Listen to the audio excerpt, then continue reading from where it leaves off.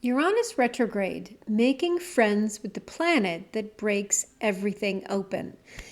Hi, my name is Megan. I am a feminist Hellenistic astrology student. And if listening and engaging with feminism and Hellenistic astrology and goddess mythology are of interest to you, you have found the right place. There is a moment in 1781 that astrologers perhaps still think about.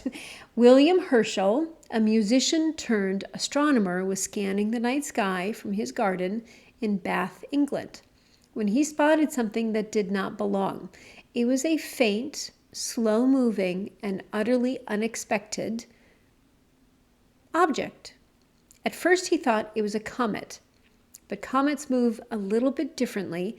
This object moved with the stately, deliberate pace of a planet that no one had ever seen and no one had even imagined existed. The solar system had been complete for centuries. The 7 visible luminaries, the Sun, the Moon, Mercury, Venus, Mars, Jupiter, and Saturn, had governed human understanding of the cosmos since before recorded history. The idea that there could be another planet, an invisible planet, lurking beyond Saturn was not just unexpected, it was revolutionary. And it meant that everything that we thought we knew about the celestial order was incomplete. Now, if you're a traditional Hellenistic astrologer, this is where you stop. Because for the Hellenists, the outer planets just do not exist. The astrological tradition that they inherited was codified in the first few centuries CE, when Saturn was the outermost visible body, the boundary of the known cosmos. So to include Uranus, Neptune, and Pluto is, in their view, to depart from the pure lineage of the craft and to introduce speculation where there should be certainty, to replace the ancient, time-tested wisdom with modern novelty. And sure, I want to honor that perspective. I call myself a Hellenistic astrologer. And the Hellenistic tradition is rigorous, right? It's elegant. That's why I love it. It's profound. It gave us the houses and the aspects and the dignity system and the concept of fate and fortune. It is the backbone of everything that we do, everything that I do. But here is where I step aside from the traditionalists, and I do so deliberately and with full awareness of what I am leaving behind here. So the outer planets are not novelties. They are not optional add-ons. They are the evolution of human consciousness, and we cannot understand the world that we live in, the technology, the collective upheavals, the psychological depth work, the ecological crises, the quantum leaps that we're making now in human awareness without the outer planets. They are the sign of our time, and it is literally written in the sky. So to ignore them is not preservation. I think that it's willful blindness, in my opinion. And so the discovery of Uranus was not an accident. It was a symptom. Something shifted in human consciousness in the late 18th century, and we started thinking differently. We started thinking more abstractly, more collectively, even a little rebellious. The American Revolution was in full swing. The French Revolution was brewing. The Industrial Revolution was beginning to reshape every aspect of our daily life. And the philosophical Enlightenment was upending hierarchies that had seemed permanently fixed for centuries. And there, in the sky, was a planet that seemed to embody all of it. Revolution, freedom, change, innovation, technology, collective awakening, and then the radical assertion of individual autonomy. We didn't just find Uranus, we became Uranian. The planet was discovered right when humanity needed a symbol for what was happening. And so, yes, I step away from the traditionalists here, and I don't it's no disrespect, no shade, but of a conviction that astrology is a living tradition and that it is evolving. The sky changes, we change, and the planets that were invisible to our ancestors are now visible, not just through telescopes, but our own lived experience. And there are things now that are invisible to us now that we will then adjust again. As I said, my name is Megan. I am a feminist Hellenistic astrology student. If you're new here, welcome. I'm really glad that you're here. I started formally studying astrology at 52 after kind of a lifelong passing interest in astrology, but never really doing anything about it. And that was just 9 months ago. So I started making content a few months in after that, and now I offer interpretations through the lens of feminism and goddess mythology and really my life. And so if that resonates for you, you're in the right place. Please do all the things, subscribe and hype and make sure that you're still subscribed. Also, I would love to read for you. You may want a solar return reading. You may want a general reading. You may want a mix of a natal reading, which is your birth chart, what happened in the moment that you took your first breath, and then transits. Maybe you want me to look at something specific. Maybe you want me to look at a relationship or a situation or a business, to look in the future. I'm pretty game for whatever. I just love to look at charts, and I love to meet you and talk to you and hear about your life. If you prefer to have a pre-recorded reading, please let me know when you schedule that. You don't need to tell me why. You can, if you want, that you have no time to, or you want to savor the time, or you live on the other side of the world and it's inconvenient to meet with me. It's all good. I really just love looking at charts, and I love interpreting charts, and I love meeting you and seeing how then a chart can manifest what's the signification then into our life, and then how do we make the changes that we really want to make in our lives through the chart. And then if you also, I also have another neat reading called Lilith and the Lots. And if you want to start to talk about wealth and inspiration and creativity, then that's the reading to buy. Everything is down below in the description box or on my website, meganriley.eu. Okay, now in the myth, Uranus is the sky god. He is vast, he is detached, he is electrifying. He is also a terrible father. He imprisons his children, which is why his son, Saturn, eventually castrates him. And there's a lot to unpack there because it's violent and it's patriarchal. And I don't want to pretend that Uranus is a comfortable figure. There's nothing comfortable about him. He's cold, he's remote, and he's willing to sacrifice his own children for his own security. But the astrological Uranus is something very different. The astrological Uranus is not the myth. It's the entry that the myth was trying to contain. And that energy is fundamentally about liberation. Sometimes it's gentle liberation. Sometimes it's violent liberation, but it is always liberation. Uranus is the principle of awakening. It is the sudden flash of insight that changes everything that you thought you knew. It is that moment when the veil lifts and you see reality from a completely different angle. It is the electric shock that jolts you out of your complacency and into a state of heightened awareness. This is not intellectual understanding in the usual sense. It's gnosis. It's direct. It's unmediated knowing that bypasses everything that's rational, everything that is in the mind, bypasses everything. Uranus is the principle of individuality. It demands that you be yourself, even if, and especially if, yourself doesn't fit into any existing category. It does not care about social approval. It does not care about conventional success or the comfort of the collective. It cares about authenticity. It cares about your unique contribution to the human project.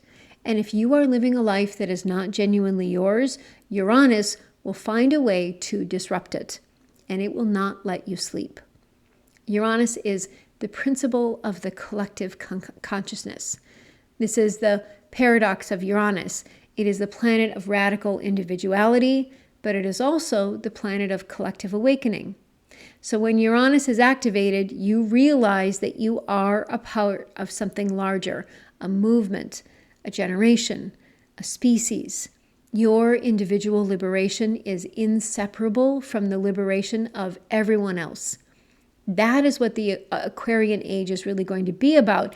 Not just the individual freedom, but the recognition that freedom is a collective project. Uranus is the principle of the future. It doesn't care about the past. It doesn't care about tradition or precedent or what has always been done. It cares about what could be.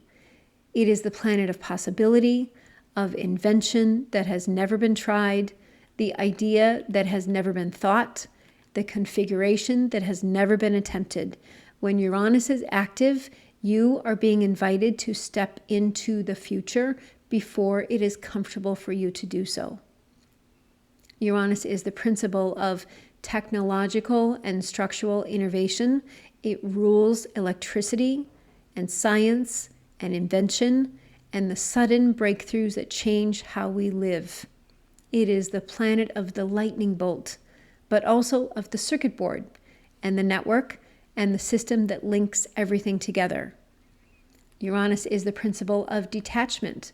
There's something cold about Uranus, something that doesn't get attached. It doesn't cling, it doesn't hold on, and it can be harsh when it manifests as the sudden ending of something or the abrupt dissolution of a career.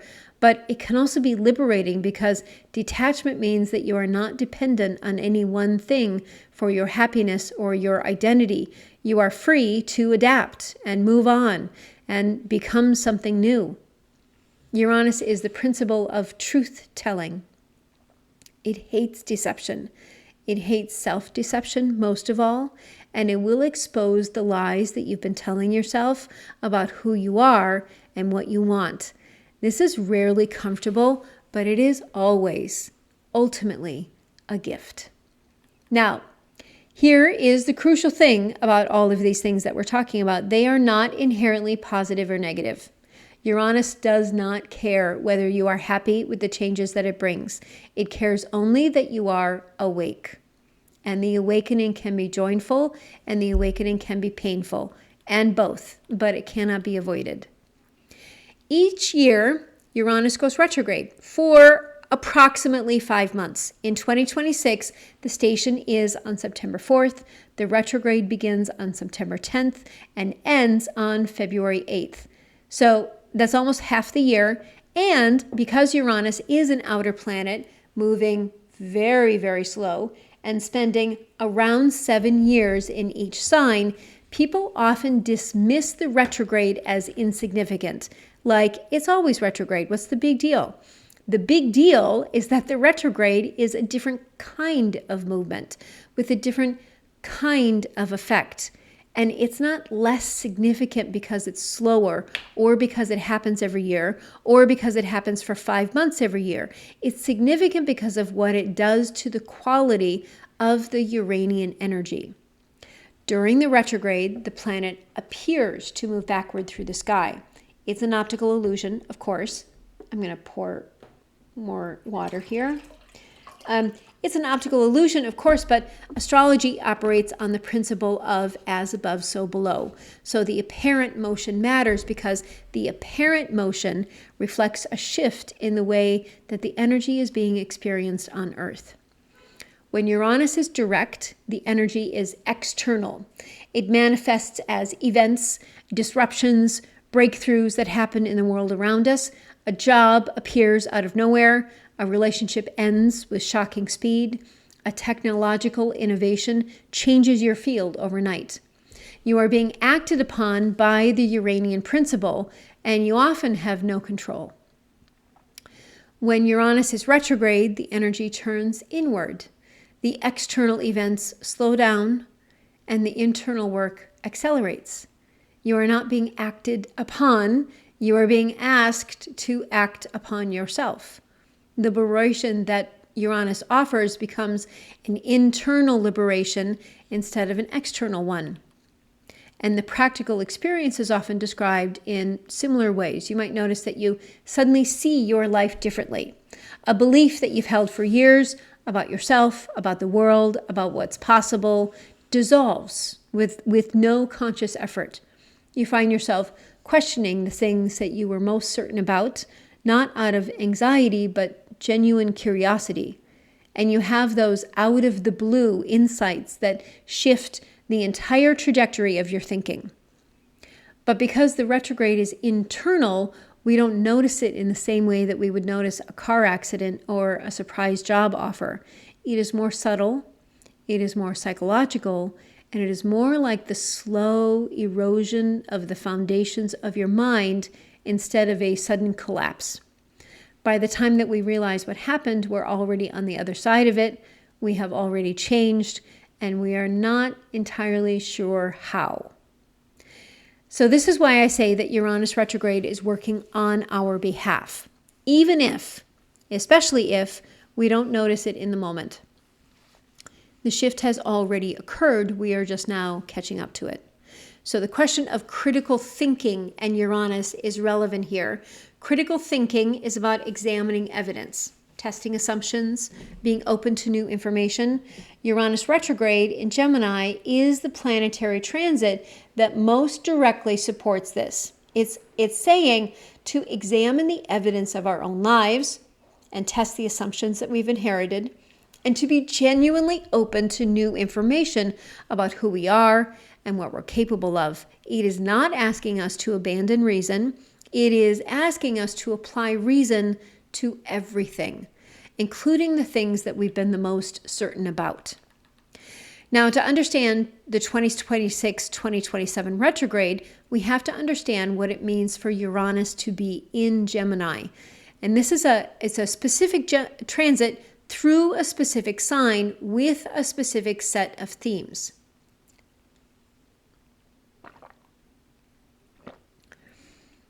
There is a video a few months ago when Uranus first moved into Gemini. You could go back and watch that. I've certainly changed as an astrologer. I don't even remember the episode, but Gemini is the sign of the mind. It rules communication, language, learning, information, media, and the endless curiosity that drives human progress.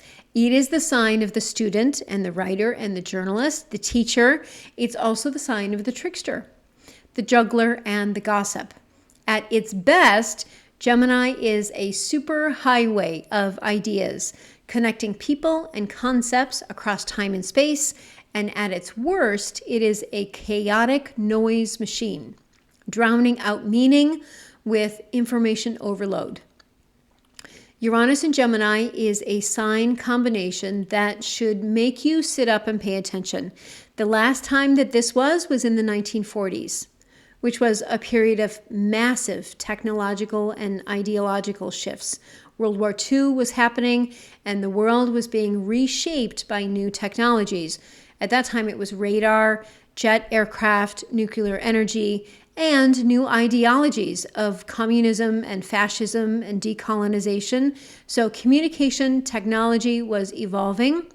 The post-war period, we would see the rise of television, the acceleration of global media, and the beginning of the digital age. And now it's happening again. And the context is different, but equally intense. The internet has made the entire species a single nervous system. Social media has connected us in ways that would have been unimaginable 20 years ago. And we're also drowning in information, trapped in this algorithmic feedback loop, struggling to distinguish truth from noise.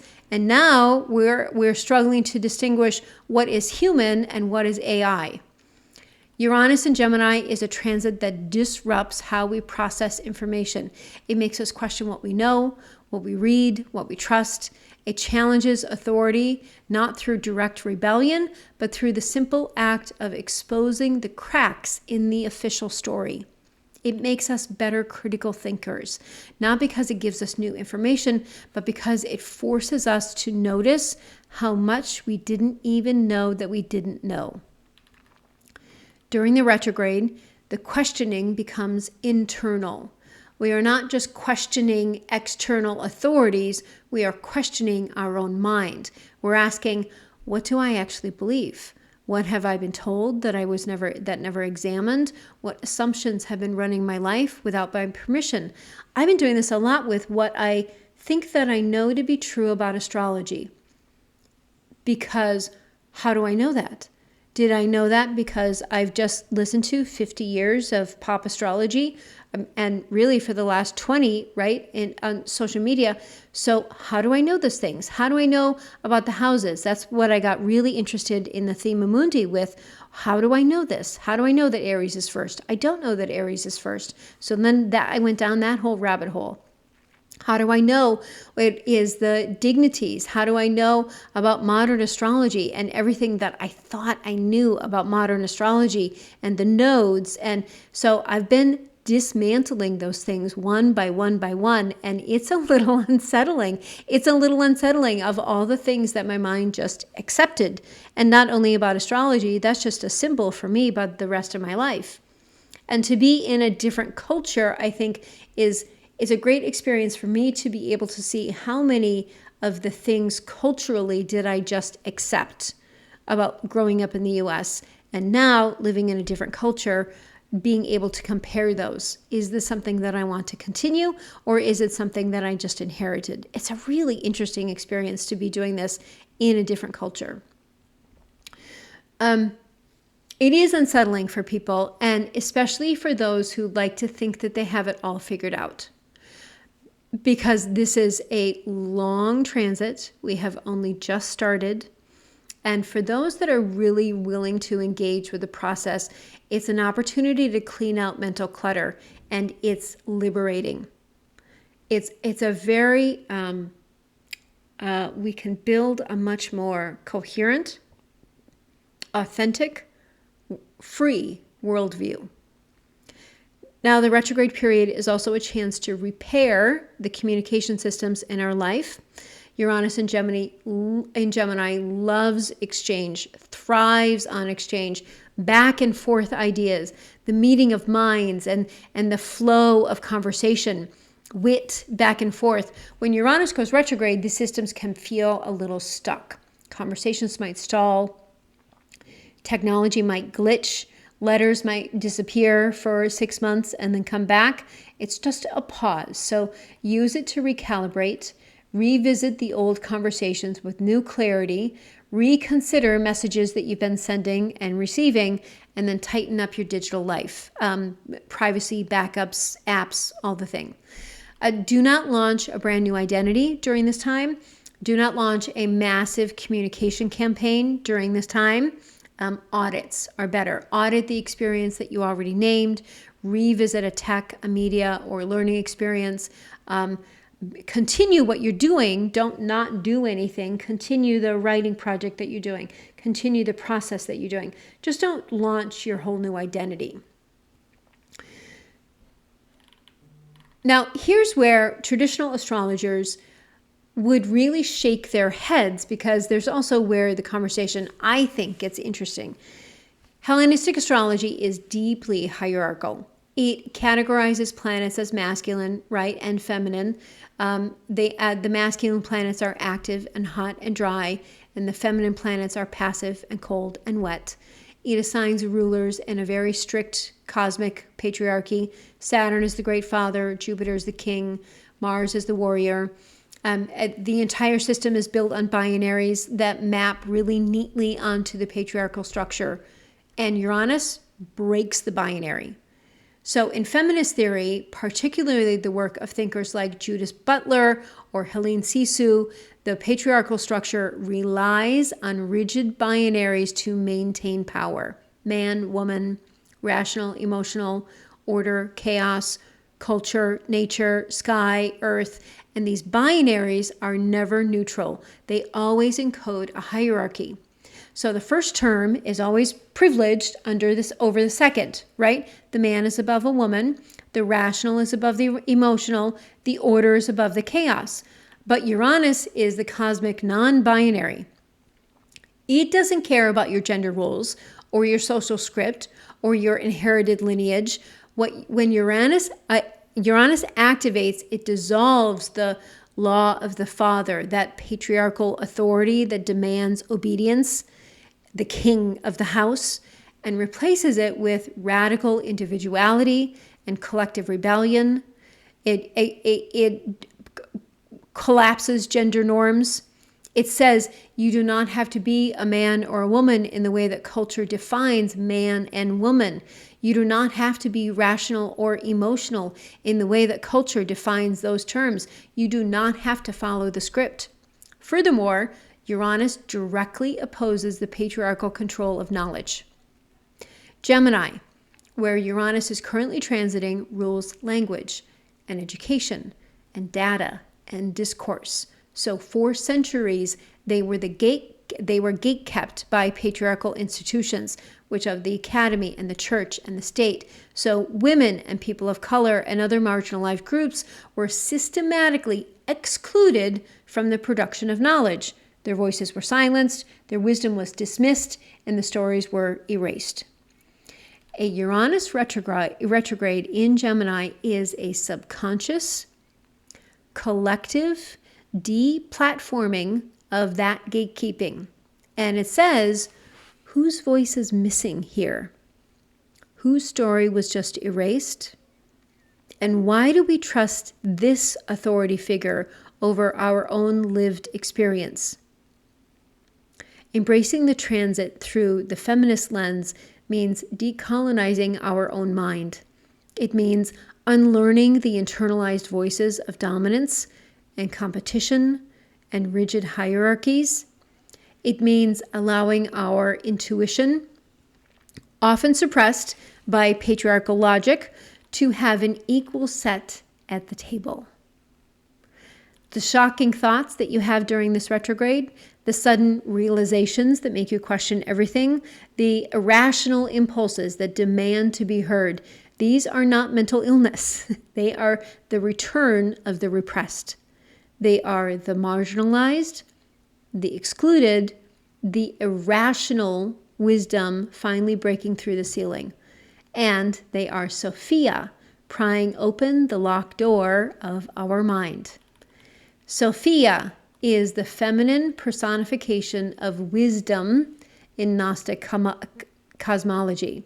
She is also the perfect archetype for understanding Uranus, particularly during a retrograde.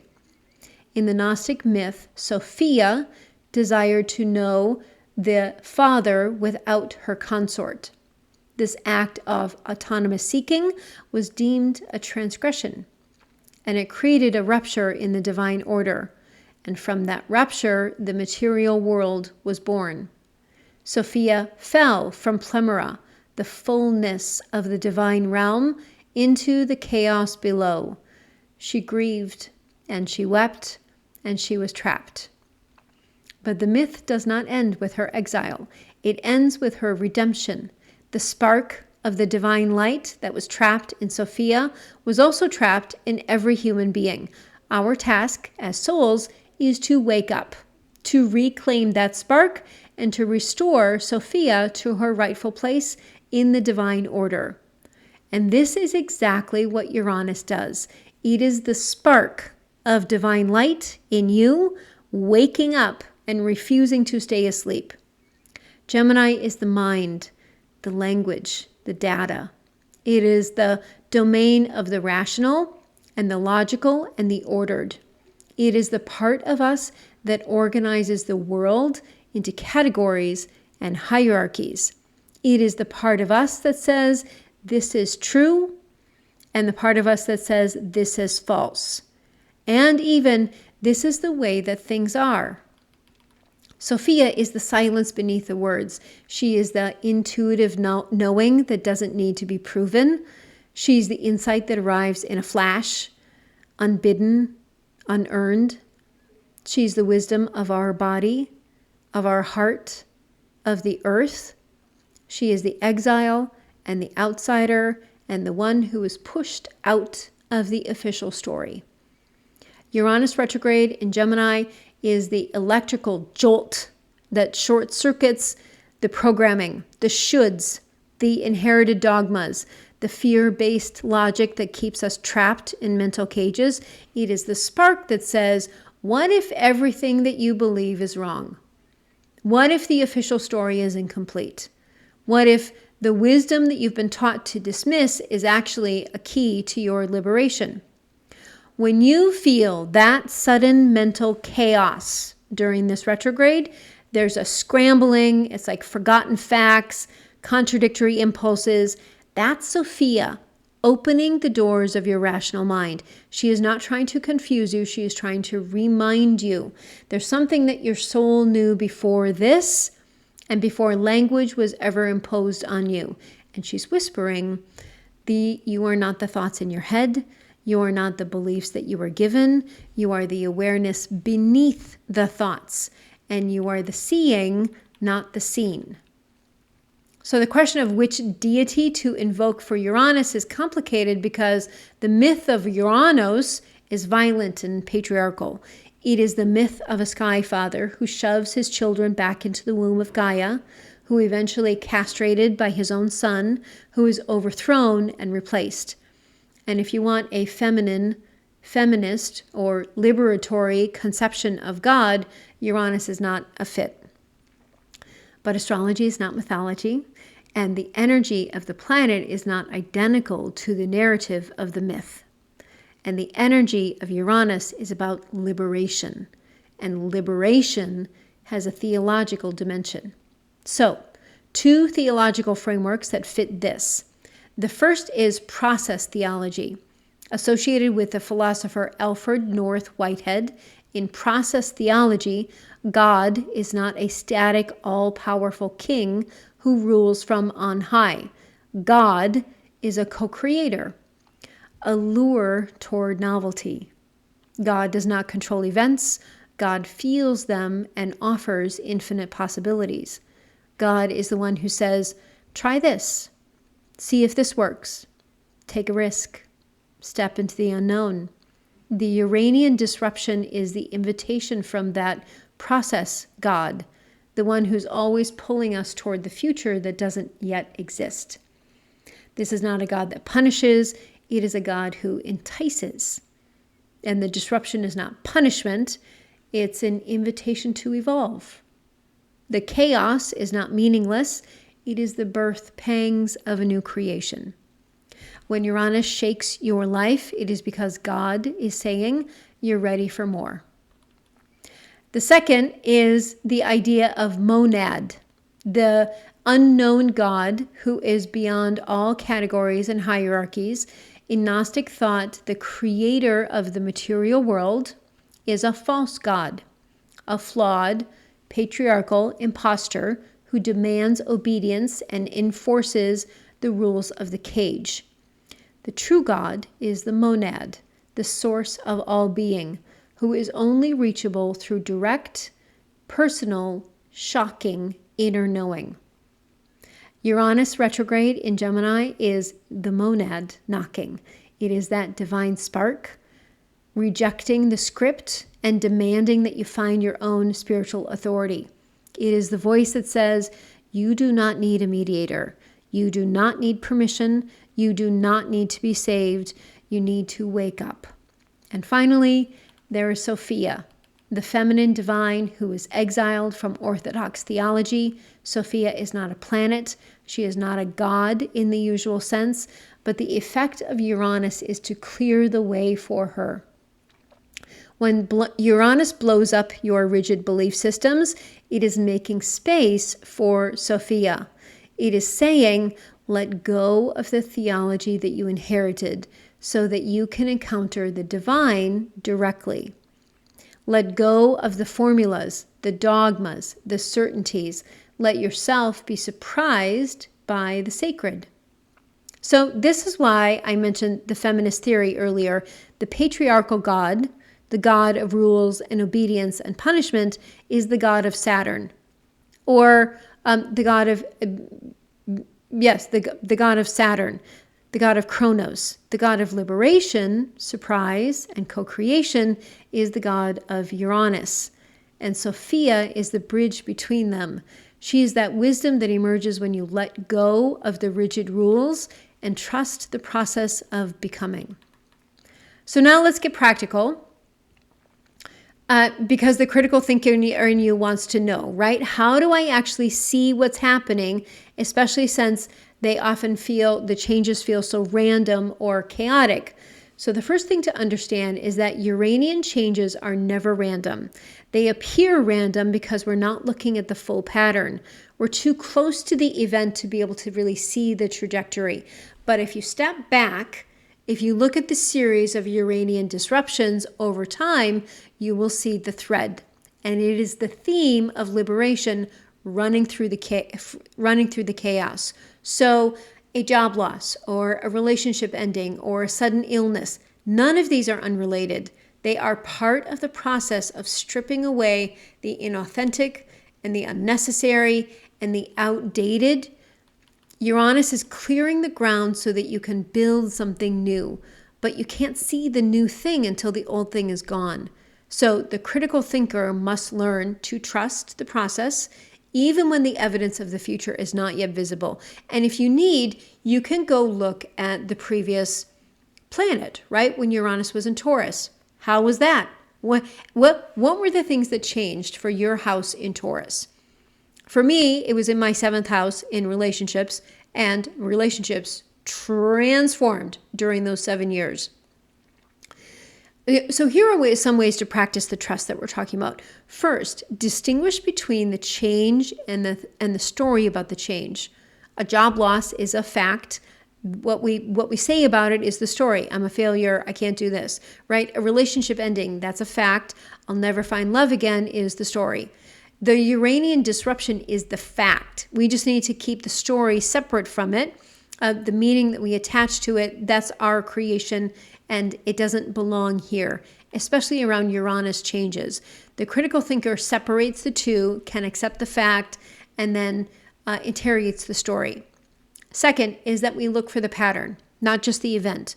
When a Uranian disruption happens, ask yourself, what does this free me from? What does this make space for? And what have I been unwilling to see? Because the questions are going to reveal the pattern that the disruption is a part of. They will show you that the event is not isolated, but connected to a larger process of liberation. And then third, ask Uranian questions every day. Don't wait for a crisis, right? Make it a daily practice. Where am I compromising my authenticity? Where have I been living for approval instead of my truth? What cage am I in that I'm not recognizing as a cage? All of these things are going to help you see the Uranian energy before it manifests as a disruption. And you can work with it proactively rather than reactively.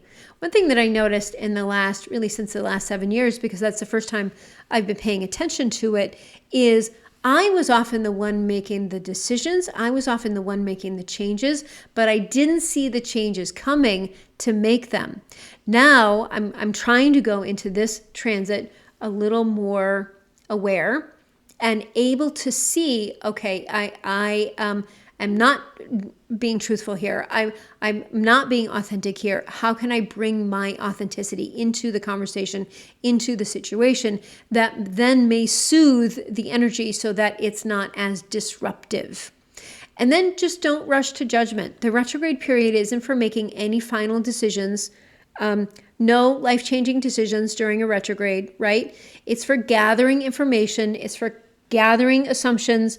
It's letting the new configuration emerge organically, because it will emerge. The changes have already been made in our lives. We're just becoming aware of them now.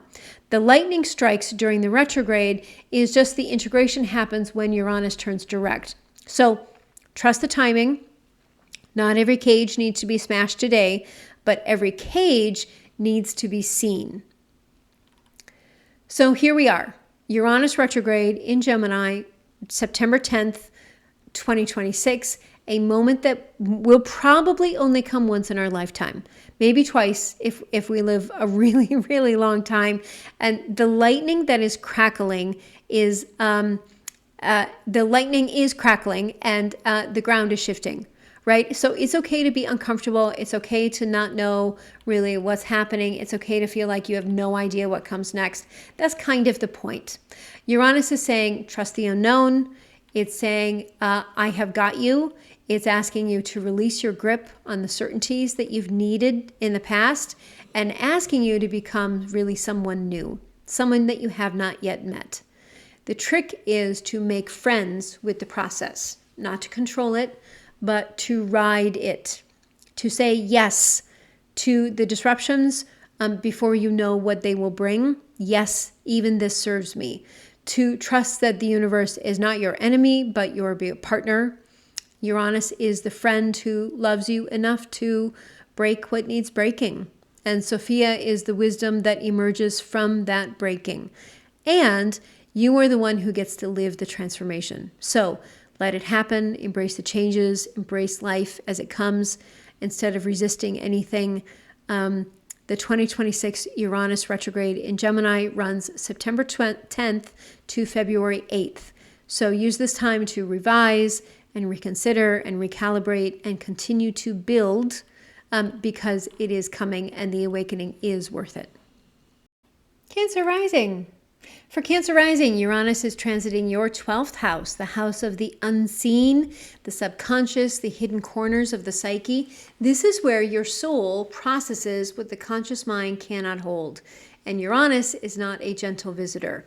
Over the next 7 years, your inner world is being cracked wide open. Hidden truths emerge, buried fears surface, and the walls that you built around your vulnerability start to crumble. This is the transit that forces you to confront your shadow, your ancestors, your karma, your secrets. It will feel like you are being stripped of your defenses, and in a way you are. But here's the gift. By the time this transit is complete, you will have achieved a genuine spiritual liberation. The fears that have haunted you, the patterns that have held you back, the karma that you have been carrying, much of this will all have been released. The retrograde period intensifies this inner work. You may find yourself dreaming vividly, experience synchronicities, or feeling haunted by old memories. This is not punishment, it's purification. The subconscious is surfacing so that it can be healed, not so it destroys you. Do not let anxiety about the unknown keep you spiritually stuck. This is not a transit to push through alone. Reach out when you need it. A therapist, a trusted friend, a spiritual guide who understands the shadow. Keep a dream journal. Your dreams are a direct line to Uranian breakthrough. Create space for solitude. The 12th house needs quiet to do its work. And when old fears and memories and patterns come up, let them come. Let them surface so that they can be released.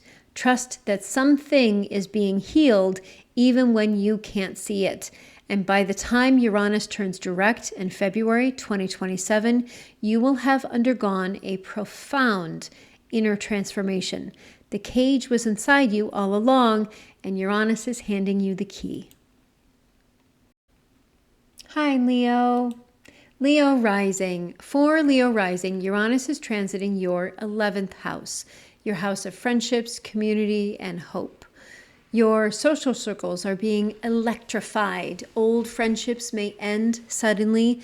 New unconventional connections will appear. The retrograde asks you to reconsider what you truly hope for. Do you still want what you used to want? Are your friends still aligned with who you are becoming? These are Uranian questions that will surface during the transit. The retrograde period is a time to let go of the social commitments that no longer fit and to clarify what kind of community you actually want to build. Don't force the new friendships, let them evolve. The people who are meant to stay will stay. The people who are meant to go will go. You may find yourself feeling restless within your social circles, craving connections that are more authentic, more unconventional, more aligned with your evolving self. This restlessness is not a defect. It is a sign that you are outgrowing your old containers. Trust it. The retrograde is not the time to make dramatic declarations or cut people off abruptly. It is time to observe and reflect and let the natural evolution happen. Consider what you truly hope for, not what you think you should hope for, not what you've been told to hope for, but what your heart actually desires. The transit is about aligning your friendships with your authentic hopes and dreams, and by the time Uranus leaves your 11th house, you will have built a community that reflects who you really are. Hi, Virgo. For Virgo rising, Uranus is transiting your 10th house, the house of career and public reputation. Your professional life is being revolutionized. The career path that you've been on may dissolve, making way for something entirely different. The retrograde asks you to reconsider your public direction. Do not quit your job impulsively. Do not announce a major career change without thinking it through. The retrograde is a time for reflection, not action. But do audit your career trajectory. What are you truly here to do? What would you do if you weren't afraid?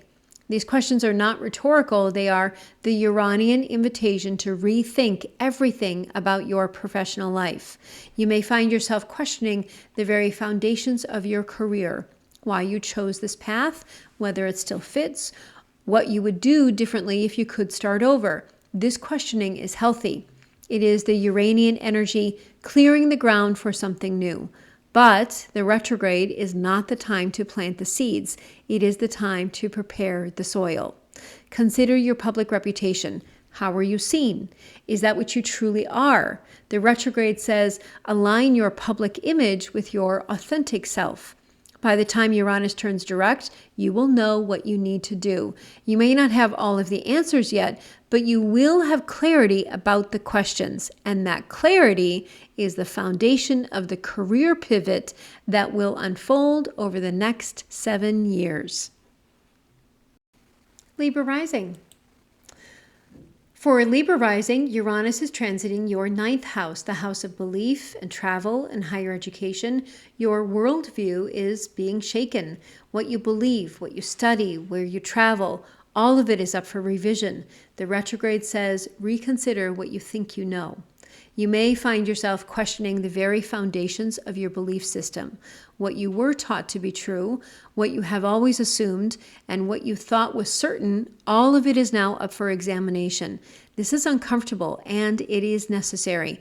The retrograde is a time to study, to learn, to explore, but don't make a hasty decision about moving or switching degrees or adopting a new philosophy. Let the questions marinate and let the answers come slowly. Consider what you really do believe. Not what you were told to believe, not what is convenient to believe, but what your soul knows to be true. This transit is about aligning your beliefs with your lived experience, and it is about letting go of the inherited worldview that no longer serves you and embracing a worldview that is yours. Travel may call to you during this transit, but the retrograde is not the time for impulsive journey. It is the time to plan, to research, to dream. By the time Uranus turns direct, you will know where you need to go, physically, intellectually, spiritually. The awakening is happening whether you invite it or not. So trust that the shaking is beginning on deeper ground. Hi, Scorpio. I say we because I'm a Scorpio rising. For Scorpio rising, Uranus is transiting our 8th house, the house of shared resources, intimacy, transformation. Our relationships with money and power and deep connection are being revolutionized. The retrograde is asking us to reconsider what we share and what we keep. We may find ourselves confronting deep issues around intimacy and control and vulnerability. This is the work of the transit. The 8th house is the house of what is hidden, of what is shared, of what is transformed. Uranus is here digging up the buried treasure and the buried trauma. It is uncomfortable and it is necessary. The retrograde is not the time to make a radical decision about merging finances or ending relationships. It is a time to explore, to communicate, to understand what we really need. Consider our relationship with intimacy. Are we really vulnerable with the people that we love, or do we protect ourselves behind walls of control? Consider our relationship with shared resources. Are we holding on too tightly, or are we giving away too much? The retrograde asks us to find the balance. Transformation is the signature of this transit. We are being asked to release old patterns around power and intimacy so that new patterns can emerge. And by the time Uranus turns direct, we will know what it is that we need to transform. The changes may be deep and they may be profound, but they will also be liberating. Trust the process. Sagittarius rising. For Sagittarius rising, Uranus is transiting your 7th house, the house of relationships and partnerships. Your one-on-one connections are being electrified. Existing partnerships may suddenly end or shift. New, unconventional partnerships may appear. The retrograde is saying, reconsider how you relate. Do not make a sudden decision about your primary relationship during the retrograde, but do examine it. Are you being authentically yourself in your partnerships?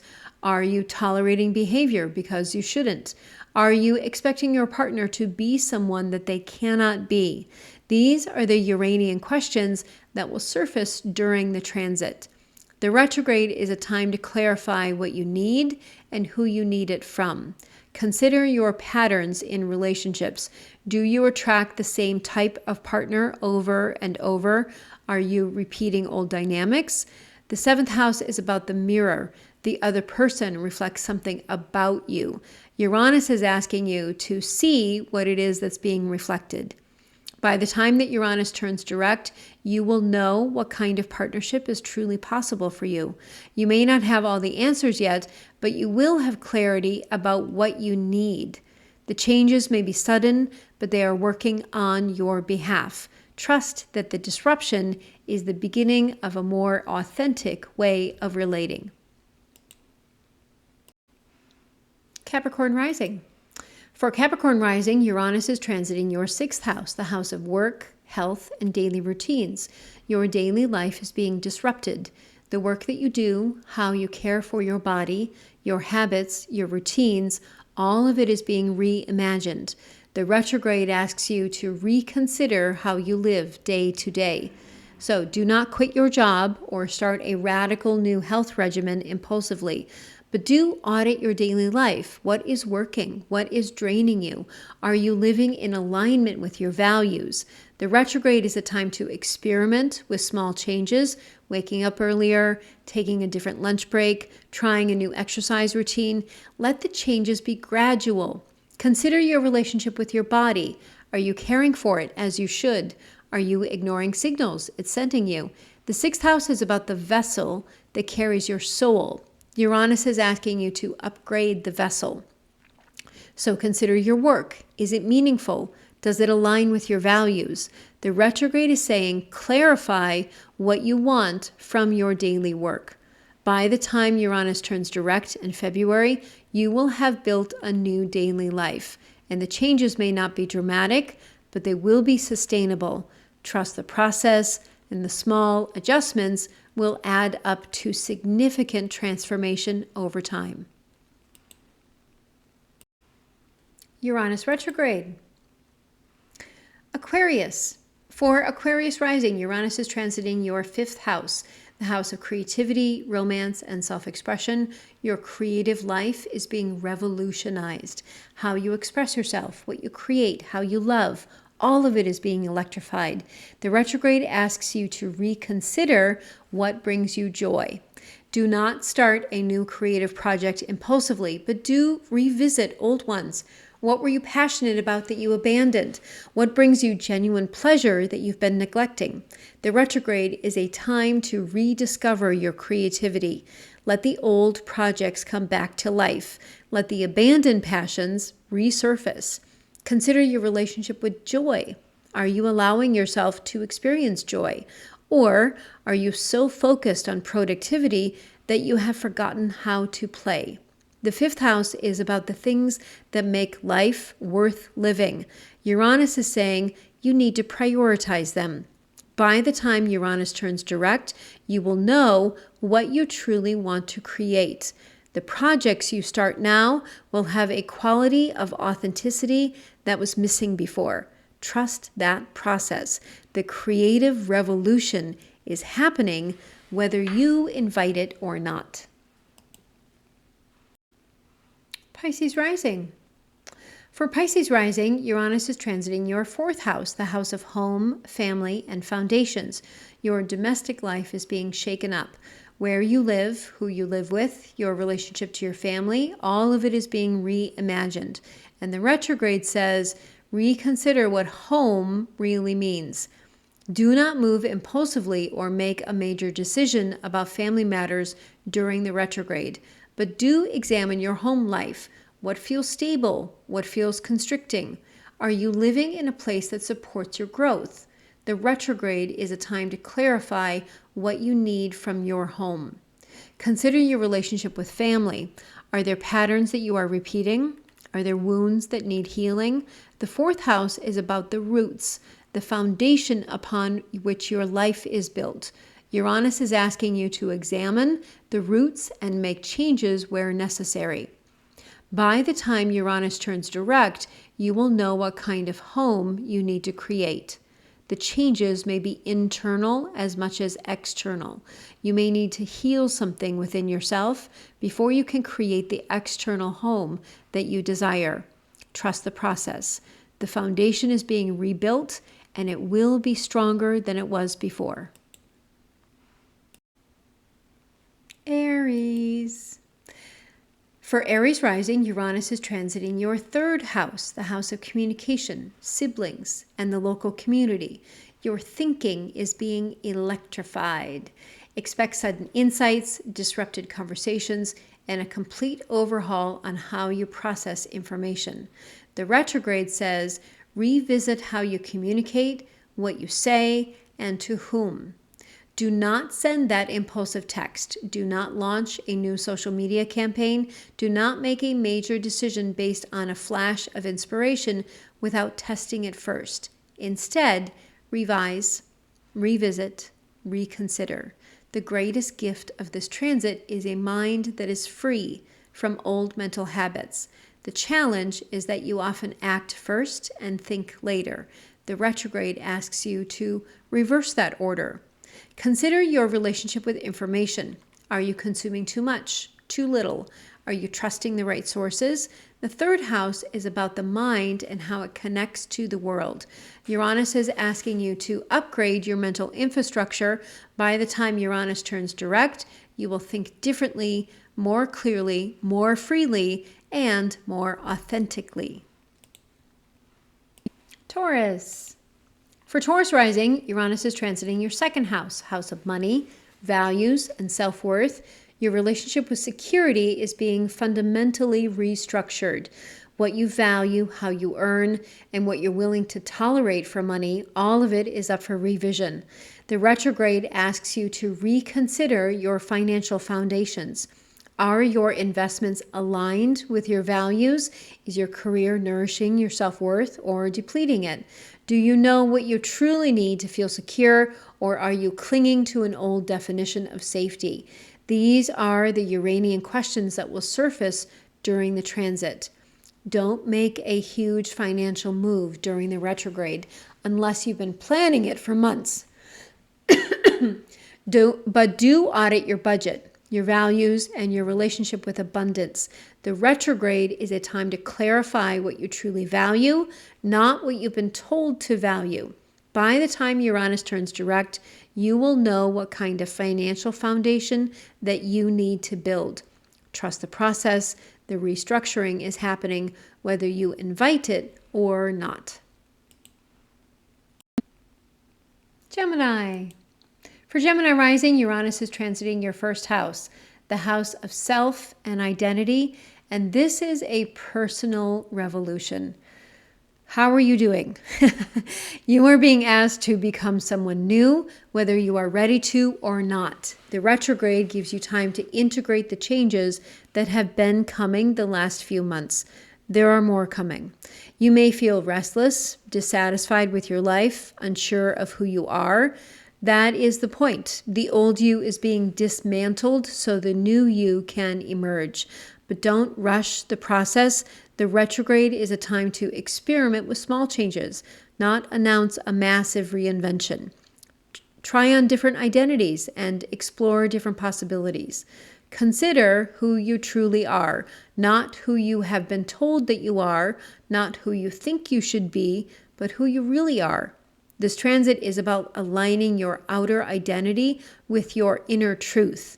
And by the time Uranus turns direct, you will know who you are becoming before more changes come. The revolution is happening whether you invite it or not, so trust that the person that you are becoming is more authentic than the person that you have been.